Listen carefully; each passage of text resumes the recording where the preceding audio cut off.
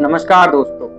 कहते हैं इतिहास बनाने के लिए एक आग, एक जुनून और एक अटूट हिम्मत चाहिए। सोचिए उस भारत को जिस भारत में इंसान को उसके कर्म से नहीं उसकी जाति और धर्म से जाना जाता है, जहां एक छोटे से बच्चे को सिर्फ उसकी जाति की वजह से उसे स्कूल में बैठाया नहीं जाता था, क्योंकि उसे देश की जनता अछूत मानती थी, जहां पानी तक छूना गुनाह माना जाता था।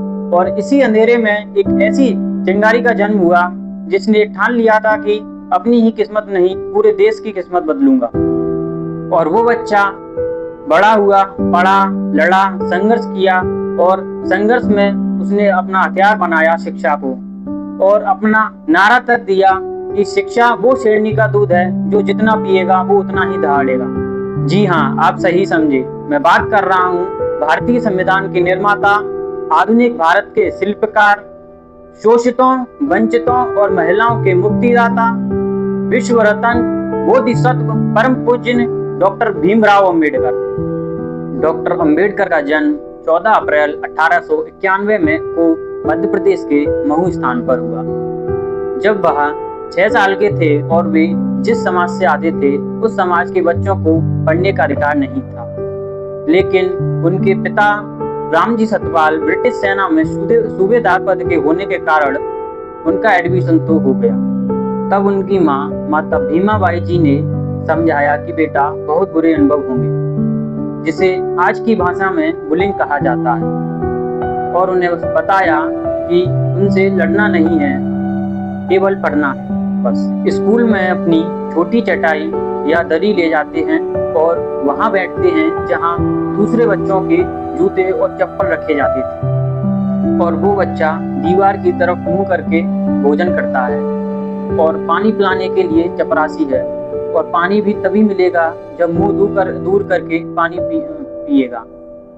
और जिस दिन चपरासी नहीं आएगा उस दिन बच्चे को पानी नहीं दिया जाता था। ये सभी बातें वे अपनी पुस्तक वेटिंग फॉर द वीजा में अपने हुए अनुभव को लिखते हैं, और ये सब सहते हुए वे आगे बढ़े और कक्षा 10 में आए।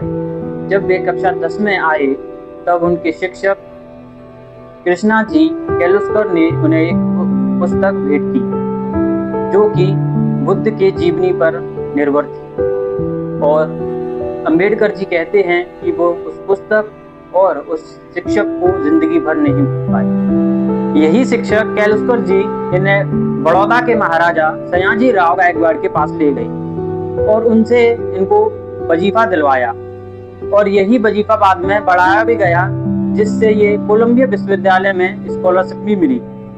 और इनकी मेहनत का इसी बात से अंदाजा लगा सकते हो आप कि इन्होंने कोलंबिया विश्वविद्यालय से MA PhD के साथ साथ लंदन स्कूल ऑफ इकोनॉमिक्स से भी MA PhD कर डाली, और कहा कि मैं बाकी विद्यार्थियों की तरह कुछ घंटे पढ़कर और बाकी का समय मैं मौज मस्ती में गुजार सकता हूँ, लेकिन नहीं, मैंने 21 घंटे पढ़ना चुना, जिससे कि मैं वो सारी सीमा पार कर सकूं जो मैंने अपनी समाज में देखी है। जब वह 1917 में वादे के मुताबिक उन्हें बड़ौदा राज्य में नौकरी करनी थी और उन्हें नौकरी मिली भी, लेकिन इतनी पढ़ाई के बावजूद भी उनके साथ भेदभाव नहीं रुकी। जैसे उन्हें बड़ौदा राज्य में कहीं पर भी ठहरने के लिए घर नहीं मिला, और तो और होटलों और धर्मशाला में भी उन्हें ठहरने नहीं दिया, और बाद में वो अपनी पहचान छुपाकर एक धर्मशाला में रुके, लेकिन लोगों को पता चलने पर उन्हें वहां से भी निकाल दिया गया।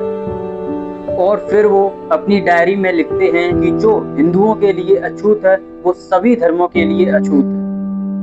आप सोचिए कि उनके मन में ये आता नहीं होगा कि मैं वापस लंदन या अमेरिका लौट जाऊं, जहां वे एक बेहतरीन सी यूनिवर्सिटी में प्रोफेसर बनकर अपनी पूरी जिंदगी बिता सकते थे। वे ऐसा कर सकते थे, लेकिन उन्होंने नहीं किया, क्योंकि उनको हमेशा लगता था कि अगर मैं समुदाय के सहयोग से मैं पढ़ लिख गया हूँ तो मैं और बच्चों को भी पढ़ा सकता हूँ। और वे अपने परिवार के 14 बच्चों में से सबसे आखिरी बच्चे थे, और अपने समुदाय के एकमात्र बच्चे थे जिन्होंने 4वीं कक्षा से ज्यादा पढ़ाई की थी। उनको हमेशा ऐसा लगता था कि यदि निर्यात ने मुझे इस काबिल बनाया है तो मैं लगन से और मेहनत से काम करूं इस समाज के लिए, तो हो सकता है उन हजारों, लाखों और करोड़ों लोगों की जिंदगी सही कर सकता हूँ जिन व्यक्तियों की जिंदगी पशुओं से भी बेहतर है,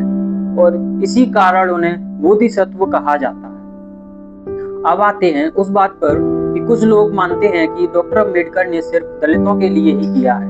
हाँ, वो तो सही बात है, लेकिन उससे भी बड़ी बात है जो मेरी नजर में है, वो है महिलाओं के लिए। जब संविधान बना तो डॉक्टर अम्बेडकर ने बहुत जिद की कि महिलाओं को भी बराबरी का हक मिले, और उसके लिए यूनिफॉर्म सिविल कोड, यानी डॉक्टर अम्बेडकर महिलाओं के बारे में लिखते हैं कि किसी समाज की प्रगति का अनुमान मैं इसी बात से लगा सकता हूँ कि वहाँ की महिलाओं की स्थिति कैसी है। यूजीसी लागू करने के लिए वह जवाहरलाल नेहरू तक लड़ गए, और जब यूजीसी लागू नहीं किया गया तो उन्होंने अपने कानून मंत्री के पद से भी इस्तीफा दे दिया। फिर बाद में 1955 में हिंदू कोड बिल लाया गया, जो कि समान नागरिक संहिता का ही भाग है, उसको लागू किया गया। और आज यदि हिंदू समाज की महिलाओं को जो भी अधिकार मिल पाए हैं, उसके पीछे सबसे जिम्मेदार अगर कोई व्यक्ति है तो वो डॉक्टर अम्बेडकर है। और आगे सुनिए, 1942 से 1946 के आसपास वो वायसराय की काउंसिल में श्रम विभाग के अधिकारी थे, जहां उन्होंने श्रम सुधार के लिए भी काम किया, जहां न्यूनतम वेतन, प्रोविडेंट फंड, मतलब जो व्यक्ति रिटायर होता है उसे कितना पैसा मिलेगा, मतलब ओवर टाइम पेमेंट मिलेगी। और इन सारे श्रम सुधार के जो भी हैं, केवल एक व्यक्ति की सोच है, वो है डॉक्टर अम्बेडकर। इसके अलावा कुछ अन्य महत्वपूर्ण योगदान के बारे में भी बात करते हैं। बाबा साहब ने भारत का संविधान जब लिखा तो उन्होंने स्वतंत्रता से पहले समानता की बात लिखी। उन्होंने कहा कि हम सब बराबर हैं। उन्होंने 15 डैम की कल्पना की कि सन 2000 तक हमें बिजली और पानी कैसे मिलेगा। इसकी प्लानिंग भी उन्होंने उस समय ही कर ली थी। डॉक्टर अम्बेडकर के द्वारा लिखी गई प्रॉब्लम ऑफ पीस नामक पुस्तक के आधार पर 1935 में रिजर्व बैंक ऑफ इंडिया का स्थापना की गई। अब बात करते हैं कि हमें उनसे क्या सीखना चाहिए। सबसे पहली बात, पढ़ते रहिए, सीखते रहिए जो हमें सीखनी है। डॉक्टर अम्बेडकर कहते हैं कि पैर में जूते हो या ना हो, खाने के लिए रोटी हो या ना हो, लेकिन कभी पढ़ाई नहीं छोड़नी।